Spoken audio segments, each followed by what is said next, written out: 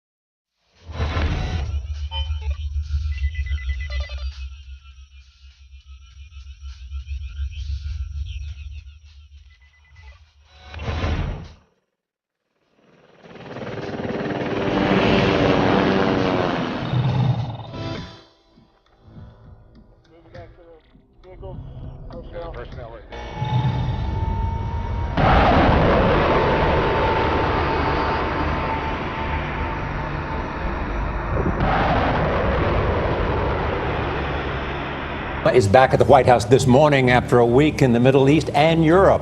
Air Force One touched down Monday evening at Joint Base Andrews outside Washington. We spoke with the president yesterday in Germany in a wide-ranging interview. He had just announced 250 more American troops will go to Syria. They will help in the fight against ISIS, also known as ISIL. Let me pivot to China. Your Secretary of Defense has been in the region. How aggressive do you see the action in the South China Sea?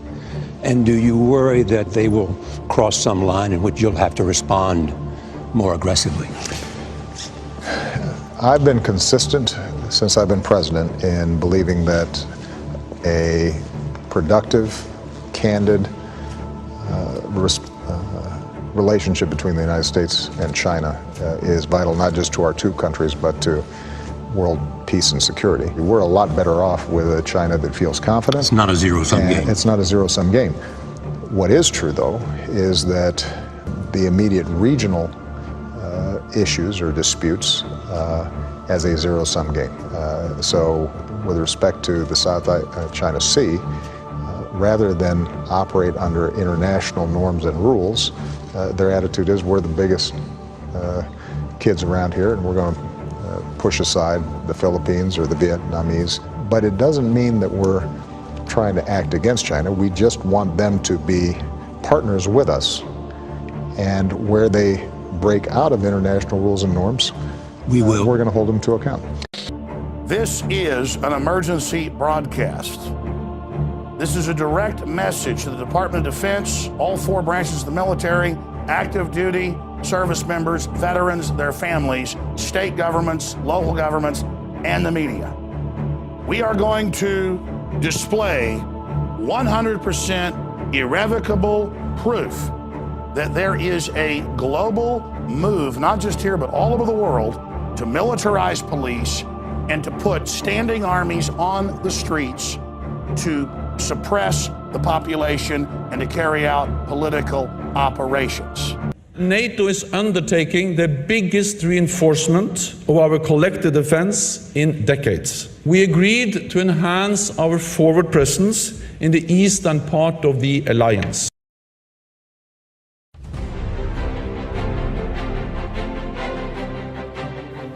Erev Tov Chavrim, I'm Stephen Ben-Nun. You're watching Israeli News Live. Breaking news once again. It is not being reported in the mainstream media. You're probably not even going to be hearing it in the European media either, but you are going to hear it here on Israeli News Live.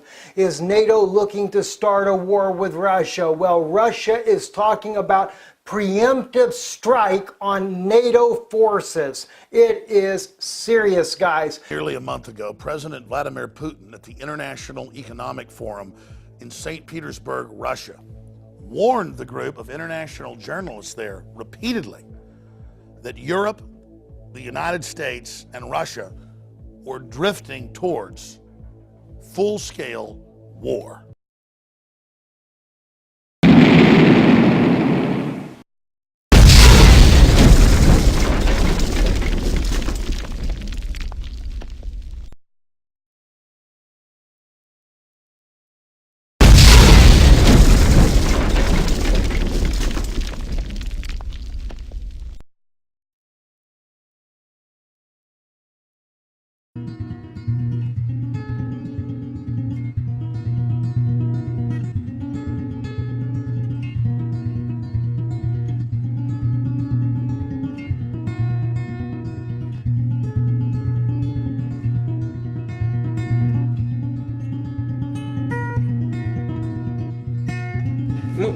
We know year by year what's going to happen, and they know we know. It's only you that they tell these fables, and you buy it and spread it to the citizens of your countries. Your people do not feel a sense of the impending danger. This is what worries me. How do you not understand that the world is being pulled in an irreversible direction? That is the problem. But they pretend like nothing's going on. I don't even know how to get through to you people anymore. And the big news is, a month later, almost a month later, after we first reported on it in mid-June, there has been almost no Western coverage of it at all. And that's exactly what Putin was getting at. Whether you love Putin or hate Putin, if the leader of Russia, with thousands of intercontinental ballistic missiles and cruise missiles, is telling the West, I don't know how to get through to you, your media is controlled, you're being manipulated, NATO is putting missiles on our borders, we're having to move missiles in, you've overthrown Ukraine, you're on an offensive, you're funding and protecting radical Islam, do you know what you've done? Do you know what you've done, as he said at the UN, destabilizing the Middle East? Why are you doing this? Where are the sound minds across the political spectrum who should be stopping this? Russia has 3 overseas military bases. You have hundreds. You have your spies inside our country trying to overthrow it. You have your CIA people trying to get into our embassies. You are at war with us. And the average American, the average European, the average Brit is not aware of this. Another threat that President Obama mentioned was ISIS. Well, who on earth armed them? Who helped to arm the Syrians that were fighting against Assad? Who created the necessary political climate that facilitated this situation? Who pushed for the delivery of arms to the area? Do you really not understand as to who is fighting in Syria? But the issue of a major world leader saying that we're moving to the brink of war, and it's not in our news, that's the big story. It shows how incredibly controlled things are. Deutsche Bank, one of the biggest banks in the world, is plunging right now. Much bigger than Lehman Brothers. If it continues, it'll make 2008 look tame in comparison. Elites are building armored fortresses and redoubts all over the world, admitting they believe collapse is coming. Governments are digging in. Russia is digging in. Our supposed government is collapsing our borders and bringing people in with diseases and ignoring the Supreme Court rulings. It seems an age of madness or megalomania is now upon us. We've seen great evil out of Russia. We've seen great evil out of Germany. We've seen incredible evil out of communist China. But America has had its problems as well. And now we see Europe and the United States and the whole Anglo-American establishment filled with hubris and arrogance, just violating domestic laws, persecuting the press, leaking classified material and getting away with it. This is the stuff that collapses and major wars and calamities are made of. And most historians point out the parallels between the start of World War I and what we now see happening today, and the parallels with the start of World War II and the climate politically we see today. Even the Pentagon admits that we're probably witnessing one of the most unstable periods in human history right now. But Obama says we've got the best economy ever and the world's the most stable it's ever been, as they do everything they can to push us into crisis. And it's not just the Democrats. They have their establishment Republican cohorts that are working with them. I have never been more concerned about what's happening on the planet today. And if we're able to raise the alarm, you, the freedom lovers out there, the people that want to have a civilization, the people that don't want to have war, if we're able to come together, whether we be black, white, old, this globalist crisis brand where they stir up the problems, exacerbate the crises, and then gain power out of it. Because all the money in the world is going to be worthless if we have a major nuclear war. And that's what the Russian foreign minister and many others say we're going towards. And Putin is now begging with the press to trigger some type of debate and saying, I can't believe how none of this gets through to the people of the West. Please spread this video far and wide, and hopefully it will spur a debate that can cause some type of chain reaction that reverses our course, or at least changes our course from assured Armageddon.